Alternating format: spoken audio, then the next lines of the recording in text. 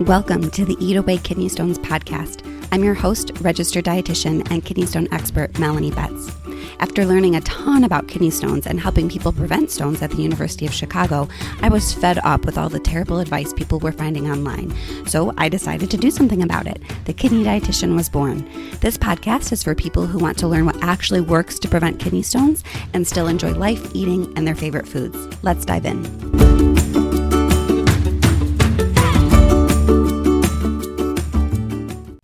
Welcome to the 20th episode of the Eat Away Kidney Stones podcast. I'm your host, registered dietitian and kidney stone expert, Melanie, and I'm really excited about the episode today. I wanted to dive into diabetes and kidney stones a little bit. This is actually sort of a two-part episode because I was so excited to have two true diabetes experts, Diana and Jose, who are coming on the next episode to talk all about plant-based diets for type 2 diabetes. But I wanted to kind of set the stage for that episode and dive into why I had diabetes experts on my podcast about kidney stones.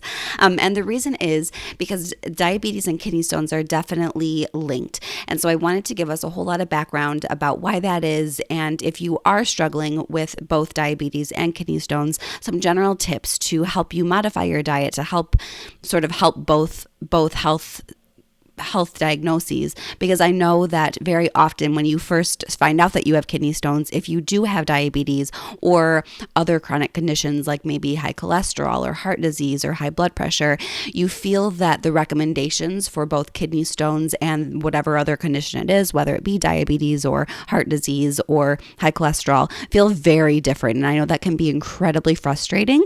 And I will say, even before I dive into all the details later in this episode, that I promise you that the recommendations for all of those conditions are pretty much exactly the same as they are for kidney stones. I know that at first glance it feels incredibly overwhelming, primarily because a lot of the information that you find online, or oftentimes all that your doctor mentions, is the oxalate piece.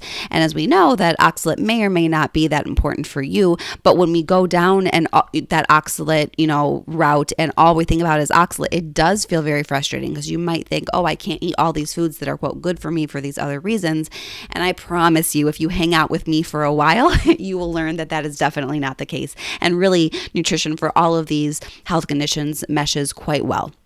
So I digress. Let's get back to the topic of this podcast episode, all about diabetes and kidney stones.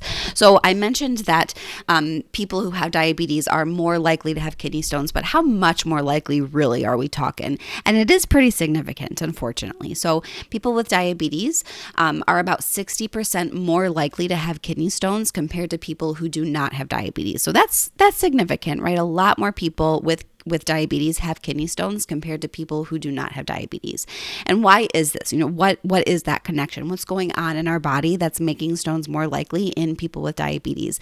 And it kind of comes down to three big things. And of course, me, I have to look at our urine chemistry, and we have to consider that 24-hour urine test to really understand what's going on so we can know best how to prevent it. So really, the biggest driver seems to be of kidney stones in people with diabetes is a much more acidic urine. That insulin resistance that we see in diabetes, and we actually talk a lot more about that in the episode that will come out next week with Jose and Diana, is acidic urine. And so we know that when acid levels are too high in our urine, that makes us much more likely to have uric acid stones specifically, and also potentially more likely to have calcium oxalate stones as well. But really that acidic urine and those really high urine acid levels really drive uric acid stones specifically. And that pans out. We see that uric acid stones specifically are more common in people who have type 2 diabetes. About 36% of kidney stones in people with type 2 diabetes are made of uric acid, whereas they definitely aren't as common in people who don't have diabetes. So only about 11% of stones are uric acid in the general population, or people who don't have diabetes. So that's a big difference, and that really is driven by that higher levels, the higher levels of acid in your urine. People with diabetes also tend to have higher calcium levels, which we know definitely drives obviously calcium oxalate as well as calcium phosphate stone formation.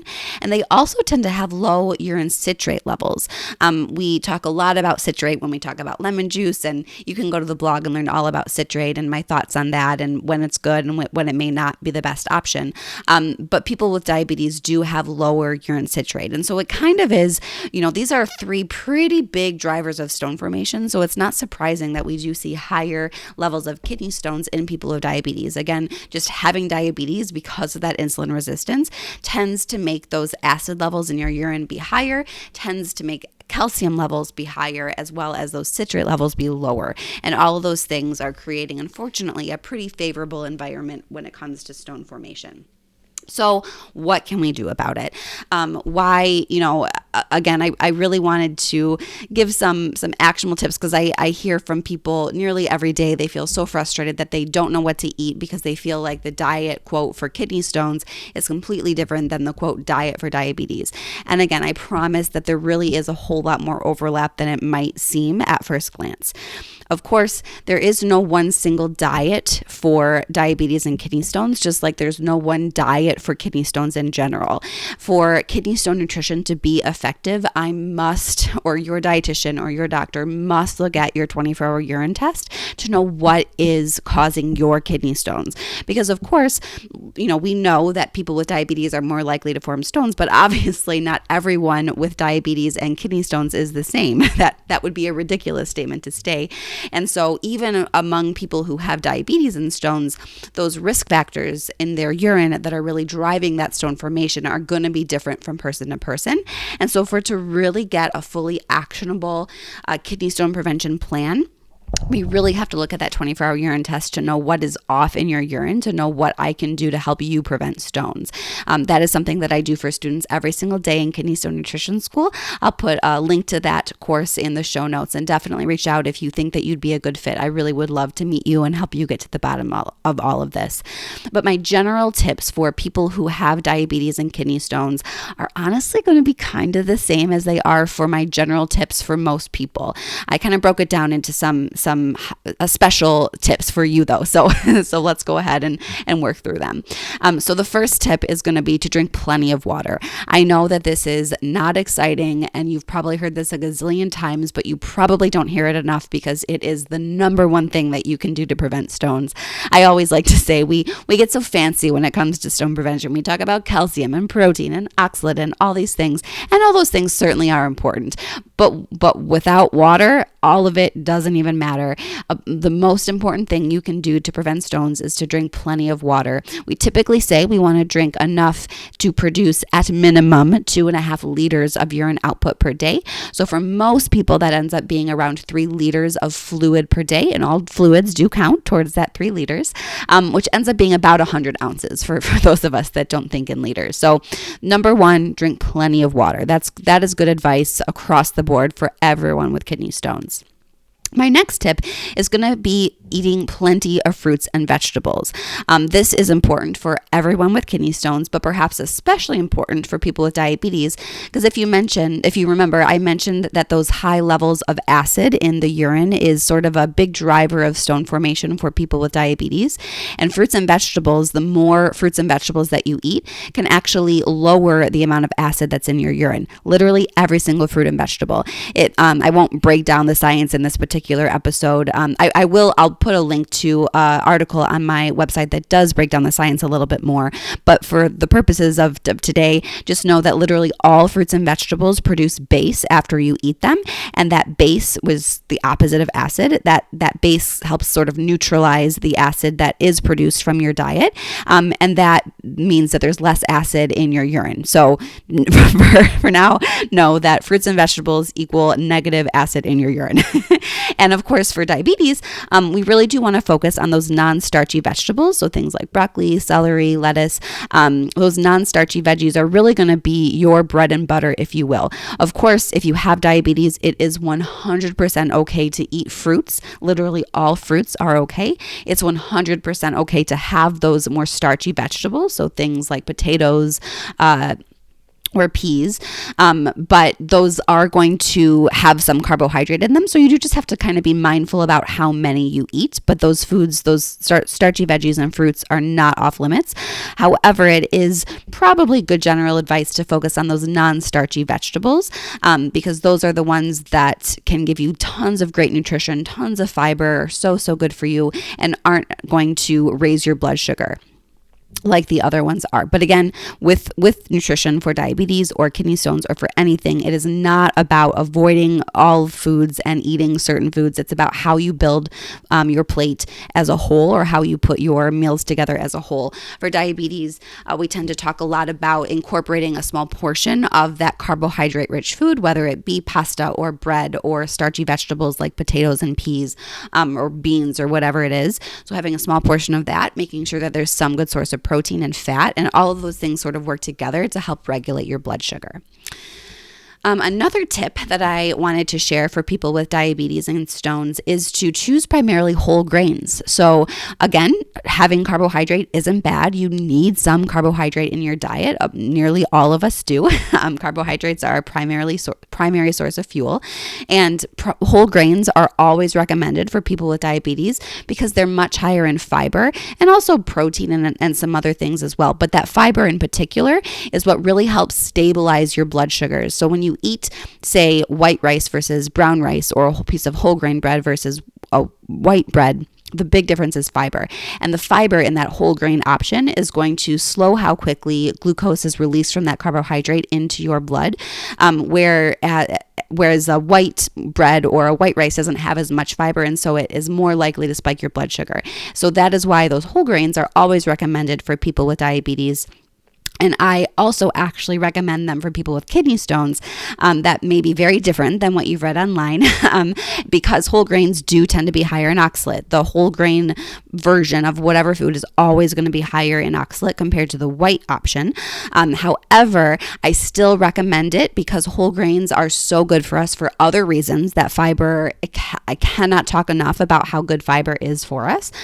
Plus, the whole grains also are rich in something called phytate. And I should do a whole nother episode about phytate. I love talking about phytate, but phytate is sort of a new thing to think about in stone prevention. And phytate is very similar to citrate. So phytate is a very powerful, even more powerful actually, stone inhibitor. So phytate is a good thing. It stops calcium-based stones from forming.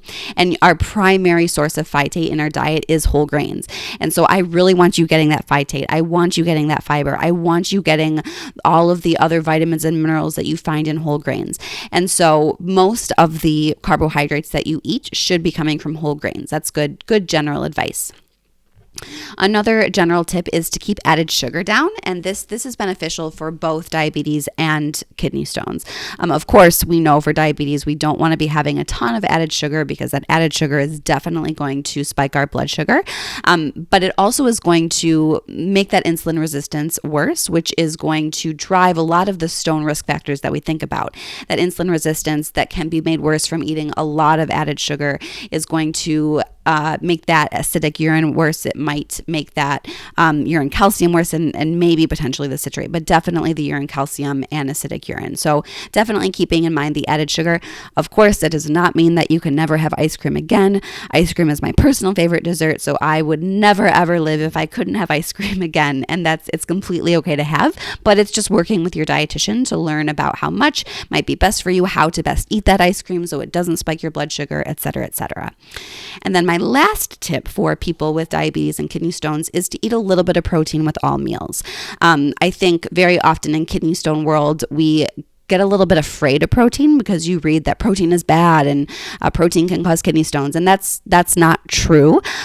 Yes, excess, so eating way too much non-dairy animal protein can be a bad thing for kidney stones. But getting a little bit of protein, getting the right amount of protein for your body is really important. Our bodies definitely need some protein, but the problem comes when we eat a ton of it. And honestly, most of us in the United States are getting a whole lot more protein than we really need. But when we are thinking about diabetes and stones, we do want to have some protein. And with diabetes specifically, we do want to have a little bit of protein with all meals, because that protein, in addition to that fiber and fat, is going to help sort of stabilize those blood sugars. Plus, it helps keep you full. If you have a completely free protein or protein-free meal, or a very low, very, very low protein meal, you probably feel pretty hungry afterwards, because that protein helps us feel full. It gives us that satiety factor. And so if you have kidney stones and diabetes, my advice is to have a little bit of protein with all meals to help stabilize your blood sugar, but and to not be afraid of that protein, I think, is the main point that I wanted to make, is that no one needs to be afraid of protein. The key is working with your dietitian to learn how much protein is best for you and incorporating that protein in a healthful eating pattern overall. So that is the end of my tips for people with diabetes and kidney stones. I hope that was helpful. Again, what's most important is that we look at your 24-hour urine test, because again, no two people with kidney stones with diabetes are the same. Every single one of us is different. Our medical history is different. Our bodies are different. Our 24-hour urine tests are all going to look different. We're eating different diets. So, it's really, really hard to give this general advice, but I hope that is helpful and gives you at least a good place to start if you are feeling massively overwhelmed and you have no idea what to eat for all of these different health conditions, because it can feel so overwhelming and like you can't eat anything. And that is the last thing that I want anyone to feel. That's actually one of the big driving factors as to why I started the kidney dietitian in the first place, is that I never want people to feel like they can't eat anything and they can't have their favorite foods. Even worse, they can't eat anything, period, right? Because it's definitely not the case. Nutrition for diabetes and kidney stones is incredibly varied, incredibly you can enjoy all foods. That's what's so cool, is there's literally not a single food for either diabetes or kidney stones that's 100% off limits. It's all about learning how to incorporate those foods into a healthful eating pattern. I think that's really the most important message that all dietitians are really trying to get out, is that nutrition has been reduced to these lists of yes and no foods, especially for kidney health, I feel like, unfortunately. And for diabetes too. And it's really not about that. It's not about always eating these foods and never eating these foods. It's about putting together healthful meal patterns. That's really what it's about. And ideally, you work with a dietitian who is familiar with stones and diabetes.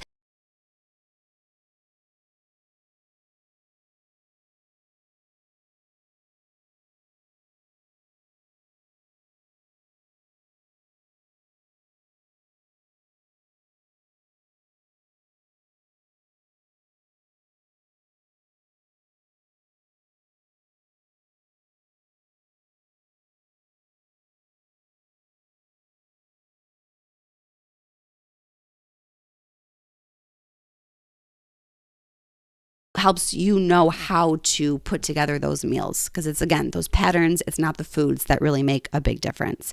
And I will say that in Kidney Stone Nutrition School, this is definitely something we cover. In week 5, we have I have tips for eating with kidney stones and diabetes and how to modify what we talk about earlier in the course if you also are trying to juggle the recommendations for diabetes and kidney stones. I do the same thing for heart health and also chronic kidney disease and kind of all the most common chronic health conditions that I see people struggling with. So with that, I will close this episode of the Eat Away Kidney Stones podcast. If you have a question that you would love for me to answer on the podcast, please record it. I have a link in the show notes for how to do that. It's really easy. You just have to click a button, use your phone or your computer to record your question, and I would love to hear from you. I love getting questions. I think those are always the most fun episodes, when I hear from listeners and answer your actual questions. So if you enjoyed this episode, please do join in next week for our special guests. We have Jose and Diana from the Type 2 Diabetes Revolution. They have a new cookbook out, and it's a wonderful cookbook. I have a copy myself, and we're going to be talking even more about diabetes and nutrition, specifically from a plant-based diet lens. So with that, I hope everyone has a wonderful day. Thank you for listening to today's episode. For more help with kidney stones, check out my website, www.thekidneydietitian.org. For more personalized help from me, check out my online course, Kidney Stone Nutrition School. VIP enrollment includes help directly from me. I can't wait to see you there and help you prevent kidney stones. Have a great day.